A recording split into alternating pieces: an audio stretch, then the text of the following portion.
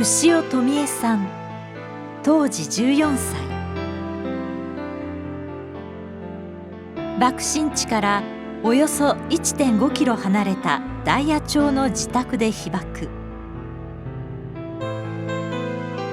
広島逓信講習所の生徒だった牛尾さんはたまたま休みで自宅にいました。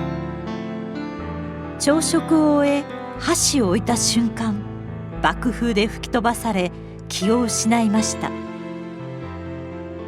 しばらくして妹の声で目が覚め、姉と母との4人で避難しました。戦争がなかったらいい、戦争することを考えてほしくないと牛尾さんは語ります。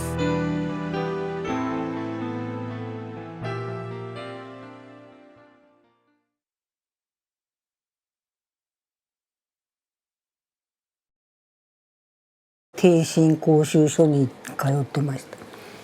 宇品3丁目の広島逓信講習所いうところでお勉強してたんですよ。モールス信号のね、職業婦人になろうと思って。収入がいりましょう、父がいないんだから。だからどうしても職業に就かなくちゃね。そしたら学校に通ってる間からお手当がいただける学校だったんですよ。逓信省がお国かな、逓信省かな、逓信省お国ですよね。あれが経営してた学校ですよ。そこへ受験したら受かったから、じゃあ電報局で働けるように学校に入った時からお手当がいただけるようなまあ母で見ればね、自分が一人で育ててきた子供でしょ。父が早くいなくなったんだから、5歳で死んだんだからね、私が5歳の時よ。だからやっぱり収入が早く欲しかったんじゃないんですか。逓信講習所から伝染病が発生して、だから私は家に帰って逓信講習所へ通学しないで広島電報局へお勉強に行ってたんですよ。トンツートントントンツーツーツートントンツー、今岡山って言ったんですよ全部覚えてます。その勉強のために逓信講習所へ通ってたんです。技術を習うため、技術者になるためにね。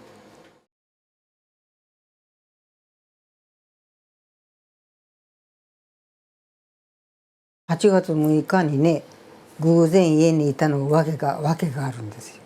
5日の日にね、西本先生いて新卒を訓練される先生がね、青木さん、私旧姓青木です。青木さん、あんたはね真面目にね来たからね、明日はお休みあげますっておっしゃったんですよ。それ偶然なんですよ。5日におっしゃったんですよ。で6日私ね、朝起きて「はあ今日お休みだ、よかった、思って嬉しい」で朝ごはんをお米しかないんですよ。おかずないんですよ。でね、大皿に母が炊いたご飯をね、お昼の分と朝の分とこう全部持っちゃってね、で半分食べて塩かけたんですよ。おかずがないんですから、お味噌汁もない、お漬物もない、白菜もない、たくあんも何にもないんですよ。塩かけて半分ご飯食べて、そして箸を置いてお昼の半分残しとかなくちゃいけないでしょ。だからお昼のも食べたいなと思ったんですけど、お昼がなくなっちゃいね、お昼が寂しいでしょ。だから諦めてお箸を置いたところでピカーッと光ったんです。中庭から、裏に中庭がありましてね、ちょうどこういう四角にね光が入ってきたんですよ。紫色の光ね、ピカーッと光ったと思ったらドカーンときましたからね、あ、焼夷弾だと思ったんですよ。原爆知りませんからね。だから焼夷弾、爆弾、どっちかな、とにかく伏せたんですよ。目玉が飛び出さないように、それから耳がね、鼓膜が破れないようにって学校で訓練されてましたが、その通りやりまして、それで伏せたんですよ、こうやってね。そしたらどっかへ飛ばされたらしいんですよ。西から東へ。爆心地が相生橋の方でしょ、ね、爆心地、それから東の方ですからね。で吹っ飛ばされて、家の食堂から玄関の隣の部屋へ吹っ飛ばされちゃって、それでそこで一生懸命目と耳を押さえてね、こうやってたんですよ。そしたらどうも2階の建材がね、たくさん背中やらね、後頭部に落ちたらしいんですよ。でたくさん落ちるね、痛いねとかなんとか思ってたら分からなくなっちゃったんです。でその時に意識がなくなる前に私は焼夷弾が落ちたから私は死ぬんだねと思ったんです。で死ぬんだねと思ったらもう分からなくなっちゃったんです。私は死んだんですよ。その時本当に死んだと思ったんです。死ぬと思ったんです。で何分経ったか知りませんけど、誰かが私の名前呼んだんですよ。そしたら聞こえたからね、あれ私死んでないわ、生きてるわと思ってね、変なのでゴソゴソゴソゴソね、2階の建材がいっぱい落ちてるのにね、何が見えませんよくね、何かとにかく材木、玄関が立ってたんですよ。玄関が潰れてなかったんですよ。不思議に玄関が2畳、それで隣に6畳に私風で飛ばされちゃって、爆風で、それで伏せてたから、こうやって伏せてたから、で後頭部にたくさんね2階の建材が落ちてきたでしょ。それで頭がおかしくなって気絶して、その呼んだのが何分後か知らないんですよ。どうも双子の妹が呼んだらしいんですけどね、「トミちゃん」言って。そしたら目が覚めて、あれ私生きてるはおかしいなと思って、とにかくゴソゴソゴソゴソ材木をのけてね、で玄関からそろそろ出たんですよ。そしたらうちの玄関は立ってるけど、隣近所の家は全部潰れてるんですよ。玄関も何も全部潰れてるんです。ほんで姉がね、食事してた10畳の部屋のね畳が全部めくれちゃって、床板がめくれちゃって、そこの下に防空壕があったんですけどね、妊娠8ヶ月の姉がね里帰りしてたんですよ。それが防空壕に落ちてるんですよ。でその落ちた上に材木が収まって畳がまた塞がってるんです。それで姉が出るとこがないんですよ。それで妹と2人でね、双子の妹ですよ。私が次女になってます。双子の妹三女になってます。でどうしたらいいかね、お姉ちゃんがこの下を落ちとるんじゃけど2人で考えてね、畳がまた元へ戻ってるんですよ、姉が落ちた後。で畳が重いしね、たくさんあるし、だから玄関の上がりがまちがありましょ。一段上がって上に上がる。その上がりがまちの板をね外そうや言ってから2人でね、2枚ほど板をこれぐらいなの外してね、姉の妊娠8ヶ月のお腹がようやく出れるぐらいの穴が開いたんですよ、板をのけたらね。でお姉ちゃんおいでや言ってから2人でね姉の手を引っ張ってね、やっと引っ張り上げたんですよ。こんなもの顔よ、傷だらけですよ、材木で。気の毒みたいでしたけど。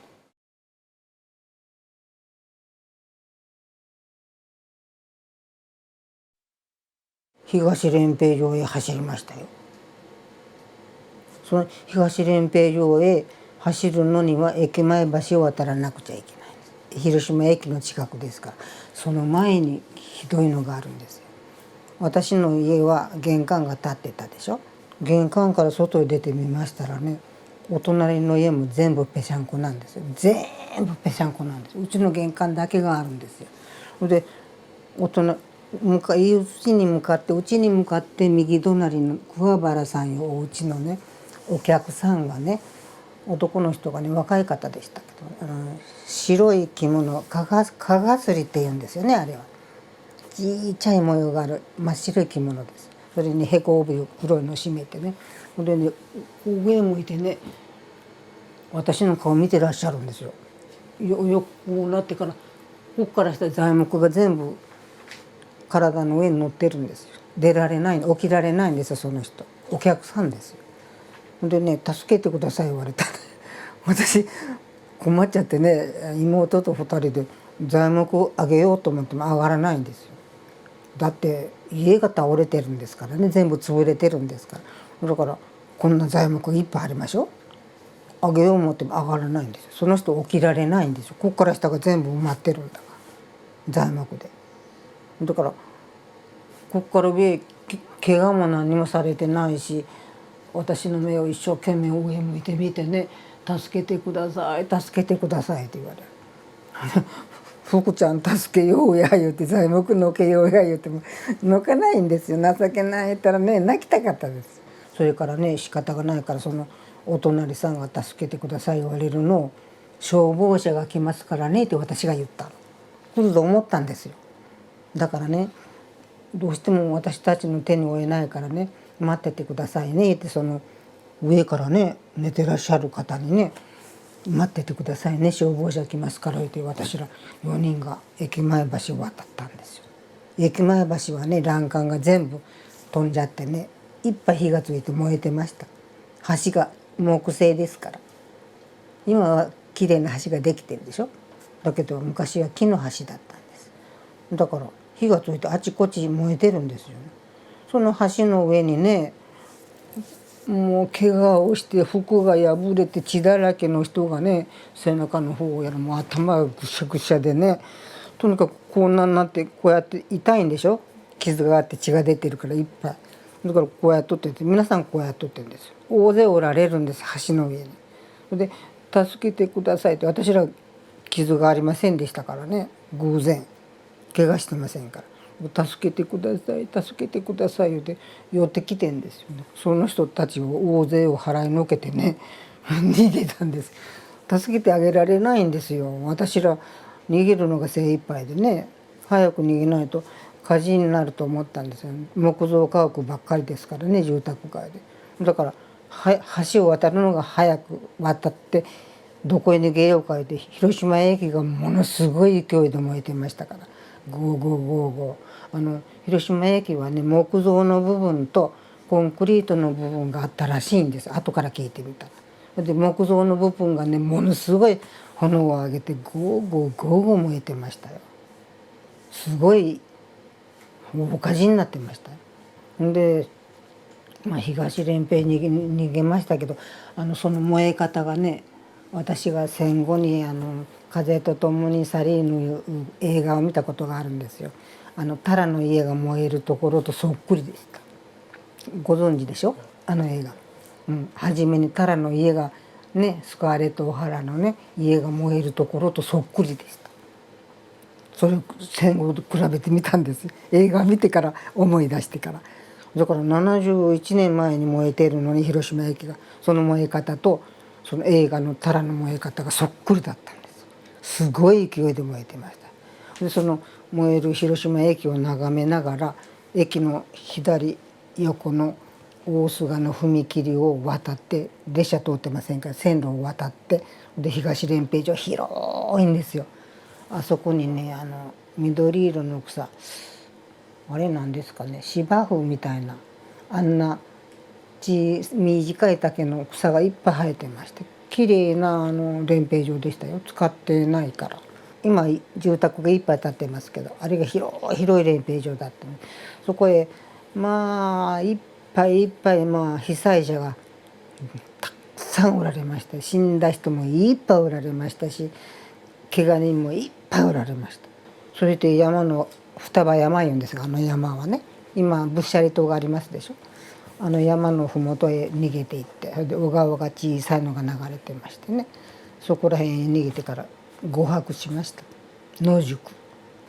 それでね顔がね鼻血とねそれで鼻血が顔全体で覆ってそれから家がひっくり返った埃がね顔に全部ついたらしいんです鼻血と一緒にね。で顔がね私真っ黒だったんですって。私知りませんそんなこと。鏡がないんです。時計もありません何にもありません。ただね何にもなくて逃げたんですから。で母がね「言うなよ言うなよ」って私の顔が真っ黒系でねあれね顔へ大怪我しとるんじゃからね言うなよ大怪我をして血が出てそれでほこりで真っ黒系になってるんだからね大怪我しとるんじゃから姉にも妹にも言うなよ言うなよって母が言ってたらしいんですよ。何を言ってるんかと思ったんですよ。何のことか分かりませんので、その日に顔を洗ったか次の日に洗ったか覚えてないんですけど、双葉山から流れる川の水で小川の水で顔を洗ったんですよね、私が。何の気なしに知らないんですからね。で顔を洗ったらね、つるんとしてた母が喜んでね「わあ怪我してなかったわ」言ってからね、すごく喜んだです。女の子がね顔に大怪我してるんだと思ったんですって。あの時言いましたよ。私何言ってるんだろうかと思って、自分が全然見えないからね、鏡がないんだから、何にもないんですから、手ぶらで逃げたんですけど、だから自分の顔がどういう状態か分かりませんよね。兄弟やら母が言ってる言葉はなんでこんな変なこと言うんかなと思ってました。顔が真っ黒いのも分かりません、鼻血が出たのも分かりません、痛くもなかったです。ケロッとして逃げましたよ。だから親子3人でね、私の顔を見て大怪我をしていると思ったらしいんですね。女の子がね顔に大怪我していると思ったんですよ。母が言ってましたから、どうしようかと思ったらしいです。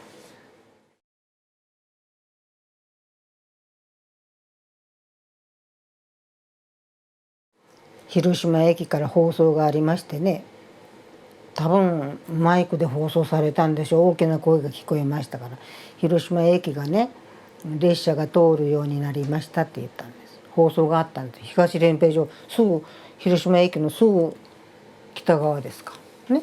広島駅から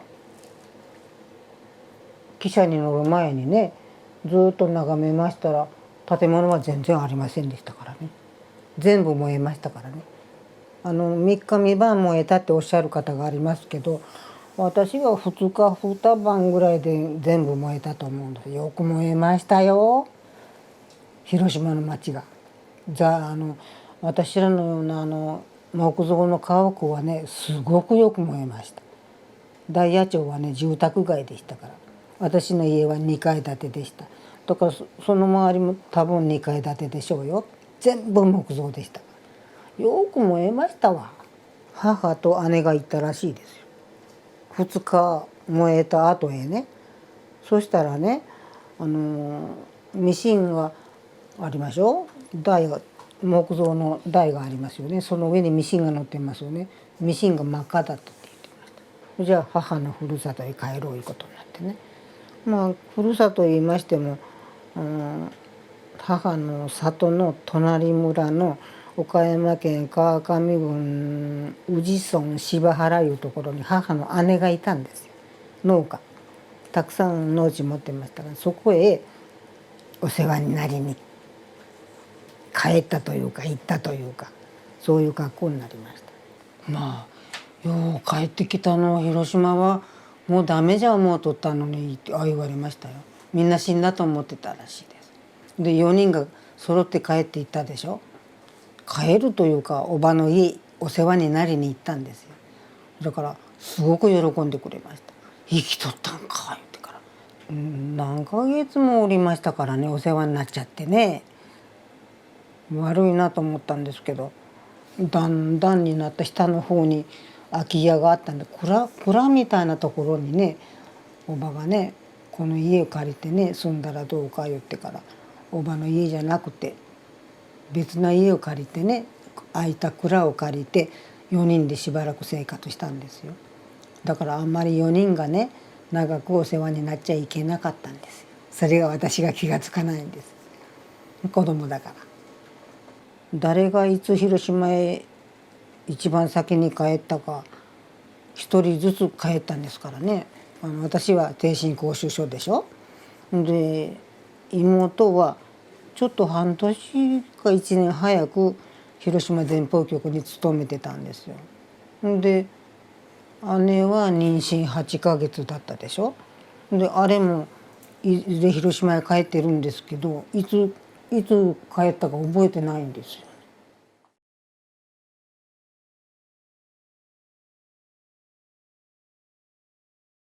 私は定信講習所と連絡を取って、妹は広島電報局と連絡を取って、なんで連絡を取ったか電報かなと思うんですよ。電話がないんですから。電報で連絡取ったんじゃないかと思うんですよ。それで私らがいる場所が分かって、それで広島電報局から回線復旧支給寄稿されたしとかいうような電報がね、妹のとこへ来たんですよ。だから連絡取ってここにおりますということを言ってね。そしたらやっぱり帰ってきなさいいうことは電報で来たんだろうと思うんですよ、岡山県の山奥へね。それがね、元の講習所焼けてるんですよ、燃えてるんですよ。だから私は芸備線のね、茨市いうところに常満寺いうお寺がありまして、そのお寺で寺子屋式にお勉強したんですよ。だから布団と勉強机を一緒に布団袋に入れてね、とにかくお寺へあれですよね、みんなで集まって、クラスの人がね、女性ばっかりでしたけどね、でお寺で勉強始めたんですよ。その次の年の4月に一応卒業した学校になりましてね。だから皆さん生まれ故郷の局へね配属されたはずですよ。で私は広島電報局だったから推薦してもらったところがね、で広島電報局へ連絡取ったんです。そしたら電報局焼けてますからね、船越に日本製鋼所の大きな建物がありましてね、そこが2階建てで、そして2階に通信室がこの無線じゃなくてカチカチいう音でモールス信号をやる電報たくさんあるんで出るんですよ。あの頃は電話がないから会社と会社がね電報でお仕事の打ち合わせやってたんですよ。だから電話線なんかありません。電柱もみんな焼けてますからね。そんな電報で仕事をなさってたらしいです。いろんな会社が三菱重工業とか東洋工業とかね、あんな大きな会社がね電報で仕事の打ち合わせしてるんです。だから間違っちゃ大変なんですよ。モールス信号で電報ね、タイプライターもたくさん焼けてるからないんですよ、タイプライターが電報を打とうと思って。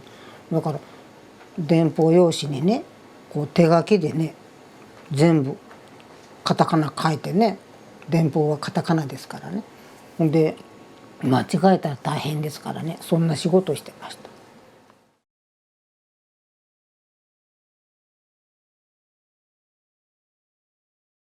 そりゃまあ戦争がなかったらいいんですけどね。なんか北朝鮮は日本海へ時々ミサイル撃ってるでしょ。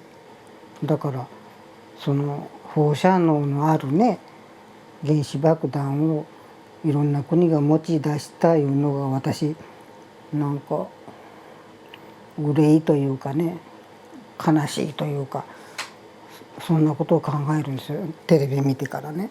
はあ、あんな放射線のあるねその普通の爆弾と違いますからね、いつまでも影響が出るんでしょ。体内被爆で小頭症が生まれたりね、あんな影響があるんでしょ。だからそんな悪影響のある爆弾、ただの爆弾じゃなくて人類の生存とか命とかそんなのにが危なくなるような爆弾を作ってもらいたくないなと思いです。地球上の人にねそんな戦争をすることを考えてほしくないですよ。